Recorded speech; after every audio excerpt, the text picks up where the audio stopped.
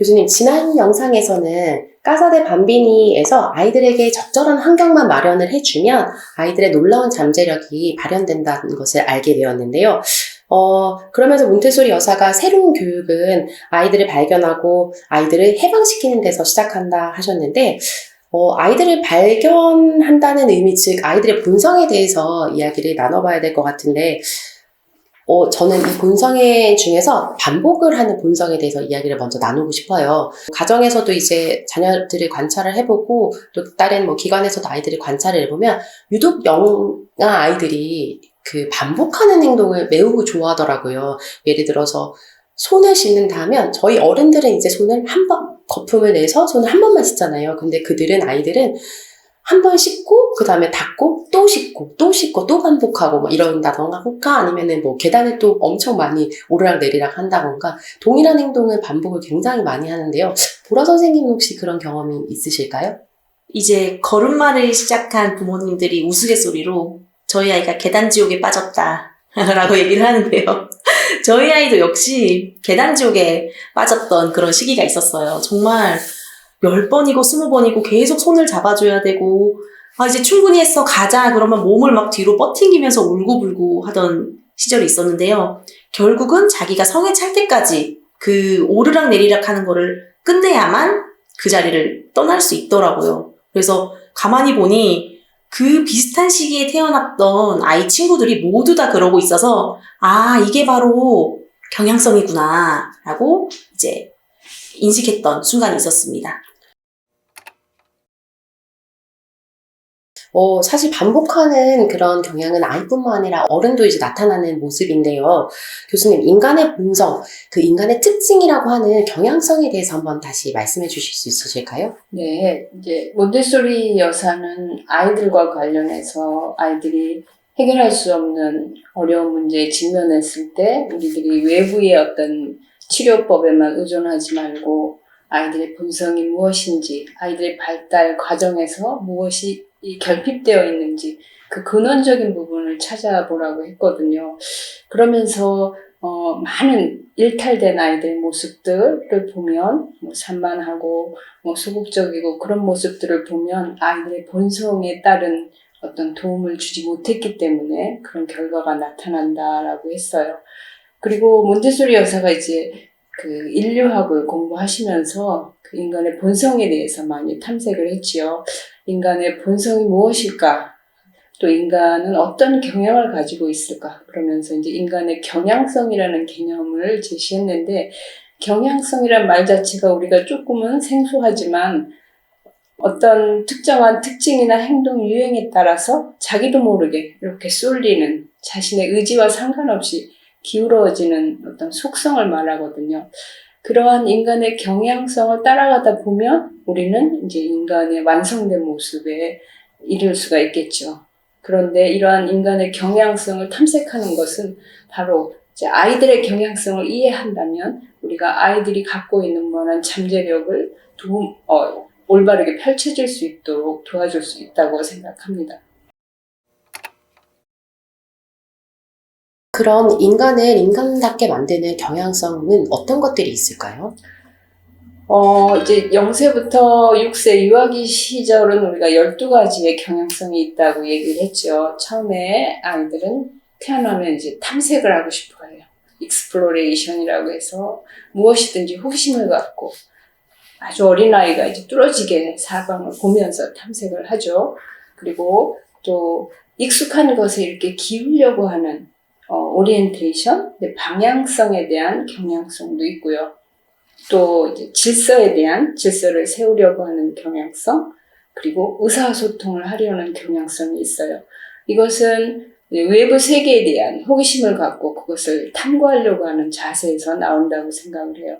또 인간은 수학적 마인드가 있죠. 수학적 정신이 있고 또 어떤 추상화, 상상화하려는 경향성이 있죠. 이것은 물론 다른 경향성도 인간만의 특징이지만 고도화된 인간의 특징이라고 생각을 해요. 그리고 특히 이제 아이들에게 잘 보이는 손을 사용하려고 하는 경향성. 손을 사용하면서 어떤 일을 작업을 하면서 반복하면서 이제 어떤 실수한 것들을 고쳐 나가려고 하는 어떤 틀림의 정정에 대한 경향성도 있고, 아까 말씀하시는 것처럼 끊임없이 반복하려는 경향성이 있죠. 이렇게 반복하려는 경향성은 궁극적으로 정확해지려고 하는 아이들의 본성이라는 것이죠. 그리고 자기 완성을 이루려는 경향성이 있어요. 그래서 우리가 이제 아이들의 어떤 이런 경향성에 맞게 도와줘야 하는데, 손을 사용하려는 경향성이 있기 때문에 우리가 손을 사용할 수 있게 많은 구체물을 주도록 해야 한다라는 것이고, 또 이제 틀림의 정정의 경향성을 살펴보면, 아이가 어떤 작업을 해요. 뭐 퍼즐을 맞춘다고 해봐요. 아이는 상당히 이제 아직은 미숙하기 때문에 그 틀과 그 모양을 제대로 잘 맞추기가 어렵죠. 그래서 자꾸 실수를 해요. 그런데 옆에 있는 엄마가 너무 답답하죠. 지켜보기가. 그러면 여기야, 여기 넣어 라고 지적하죠. 그 순간 이 아이의 틀림의 정정의 경향성은 이제 방해를 받게 되는 것이죠. 이 자연스럽게 스스로도 잘못된 것, 실수한 것을 고쳐 나가려고 하는 본성이 있음에도 불구하고 어른들이 기다리지 못해서 결국은 그 아이의 어떤 자연스러운 발달들을 방해하고 있다는 것이에요. 그래서 이러한 우리가 아이들을 잘 관찰해서 개입하지 말라라고 이제 수없이 몬테소리 여사는 주장하고 있다고 생각합니다. 방금 교수님께서 틀림의 정정에 대한 경향성에 대해서 말씀해 주셨는데요. 보통의 엄마들이 교수님 방금 말씀하신 것처럼 아이가 정정을 하는 그 과정을 기다려주지 못하고 많이들 개입을 하시거든요. 근데 그렇게 개입을 받았을 때, 즉 하는 작업에 방해를 받았을 때 아이들은 어떤 기분을 느낄까요? 어떻게 될까요? 지난번에 무기력 얘기를 하셨죠. 그래서 그 부분에 대해서 한번 이야기를 해볼까요? 일단 좀 짜증을 내는 것 같아요. 왜 또 나를 이렇게. 이 짜증이 반복되다 보면 이제 좌절. 이거 나 혼자 이제 못하는구나. 그러다 이게 또 반복되다 보면 무기력. 아예 이제 시도하지 않으려는 방향으로 아이들이 표출을 하는 것 같아요. 결론은 이제 이렇게 나지만 의기소침해질 수밖에 없다고 생각을 해요. 그래서 당연히 이제 조금씩 처음에는 적극적인 아이가 이제 엄마가 해 그러면서 이제 엄마를 의지할 수밖에 없고, 그러면서 이 아이의 어떤 자연스러운 본성은 점점 소극적인 아이로 변화될 수밖에 없다고 생각합니다. 맞아요. 굉장히 동감하는 내용인데 교수님 말씀처럼 의기소침해진다. 즉 자신감이 많이 사라지는 것 같아요. 그래서 나중에 똑같은 이제 작업을 제시했을 때도, 예를 들어 퍼즐을 제시했을 때 이 아이는 이미 이건 내가 못하는 거다라고 인식을 하고 있는 것 같더라고요. 그래서 그래도 다독이면서 다시 해보려 했을 때 이번에는 그냥 처음부터 시도하지 않고 엄마가 이 말을 이제 계속 하더라고요. 그러니까 이제 궁극적으로 문제 해결력을 방해하고 있다라고 생각이 들어요. 네. 경향성 인간이라면 이제 누구에게 나타나지만 시기별로 다른 경향성이 이제 있을 텐데요. 이제 신생아 시기에는 엄마 자궁 안에서 양수를 계속 입으로, 손으로 그러니까 먹어보면서 이렇게 탐색하고, 그 다음에 이제 태어나서도 계속 그 탐색의 경향성을 보이는데, 결국 탐색의 목적은 이 환경에 대한 적응이라고 하더라고요. 자기가 이제 이 낯선 환경에 적응하기 위해서는 끊임없이 이렇게 탐색을 하는데, 그래서 아이들은 청각적으로, 시각적으로 계속 그 능력을 발달시킨다고 하더라고요. 청각은 좀 천천히 발달이 되고, 시각도 이제 발달이 되는데, 그래서 저희가 시각 발달을 위해서 그 모빌을 제공하잖아요. 그런데 보라 선생님 어떤 모빌 처음에 제공하셨어요? 저는 그때 저희 국민 아이템 타이니 모빌을 네. 제공을 했었죠. 그 당시에 아직 몬테소리를 접하지 못했었기 때문에.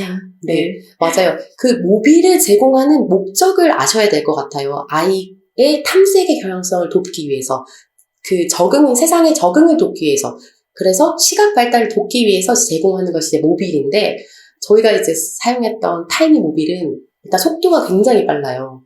속도가 굉장히 빠르고 건전지로 이제 움직여서 속도가 굉장히 빠르고, 그리고 색상이 되게 자극적이고 그뿐만 아니라 화려한 음악도 이제 계속 나와요. 그래서 시각적으로 탐색을 한다기보다는 계속 이제 소리나 다른 뭐 움직임에 이렇게 좀 시선이나 아니면 집중력이 빼앗기는 경우가 많더라고요. 그러면 어떤 모빌을 사용을 해야 될까요? 태내에 있을 때 이제 양수를 먹고 뱉고 하면서 이제 미각이 발달되죠. 그리고 손으로 끊임없이 움직이면서 뭐 손가락도 빨고 얼굴도 만지고 촉각도 발달이 돼요.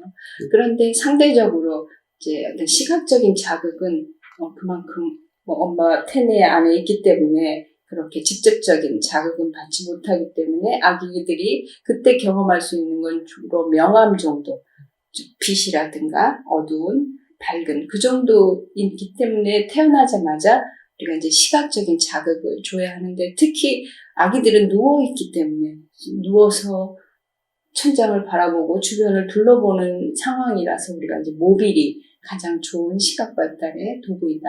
물론 엄마와 눈 맞춤을 하는 것도 아주 좋아요. 그런데 그 시각은 아직 미숙하다라는 거죠. 그렇기 때문에 이 모빌도 아주 천천히 이 공기의 흐름에 따라서 움직이는 시각을 모빌을 달아줘야 되는데 그러려면 재질이 가벼워야죠.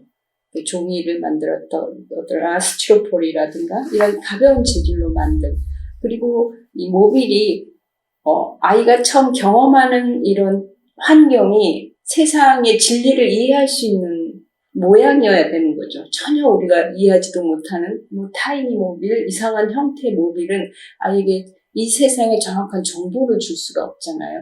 그래서 그 모빌의 새의 모양이라든가, 뭐 종이비행기의 모양이라든가, 기아 입체의 모양, 구라든가, 정육면체라든가, 이런 어떤 세상에 정보를 줄 수 있는 그런 일반적으로 무엇이다라고 이해할 수 있는 그런 모양의 모빌을 준비해줘야 된다고 생각합니다. 혹시 뭐라고 검색해야 나올까요?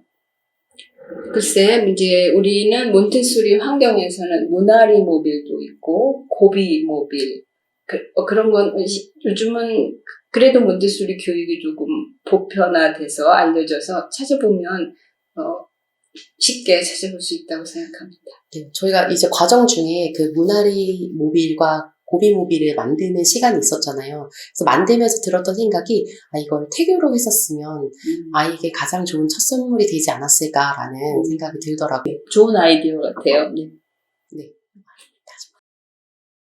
네, 혹시 영상을 보시고 정혜미 교수님 혹은 AMI 코리아에 궁금한 점이 있으신 분들은 댓글로 달아주시면 저희가 추후에 안내드리도록 하겠습니다. 감사합니다. 끝!